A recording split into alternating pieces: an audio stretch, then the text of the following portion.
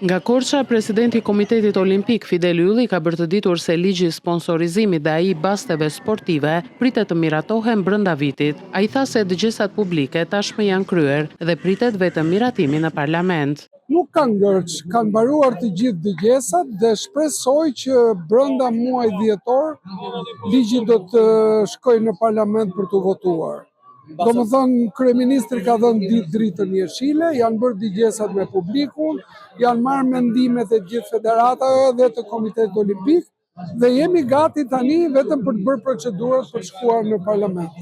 Do të kemi një ligj sponsorizimi dhe një ligj bastesh që janë shumë të rëndësishëm për sa i përket sportit, artit dhe kulturës, se janë të ardhurat dytësore që sporti nuk i merr rruga, i marrë njerëz anonim dhe ne duam që ato të vinë sportit, kulturës, që të kemi mundësi të kemi më shumë aktivitet. Për Korçën para 4 vitesh u premtua një stadium i ri dhe modern, por kjo duket se do të vijojë të ngelet premtim, të paktën për 4 vitet e ardhshme, pasi ka pasur një ngërç me tenderimin dhe afrimin e kompanive ndërkombëtare. E mbani mend këtë skarrakatinë që ka qenë këtu mbrapa, lënë nga koha e Enverit, ashtu një palestër atletik. Shikoni sot, keni pallat sporti, keni një qendër fëmijësh, keni fushën e futbollit, fushat e atletikës, të tenisit, është bërë një park i jashtëzakonshëm që vullën do t'ja bërë stadiumi, ku është bërë tenderimi, por nuk u ofrua si firmë.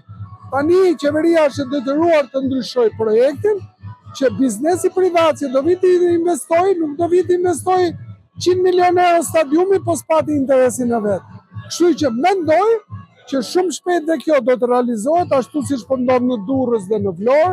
Juglindja e vendit ka pasur investime në fusha futbolli, volejbolli, tenisi dhe sporte të tjera, ndërsa kërkesa e korçarëve vjen të jetë stadiumi i ri.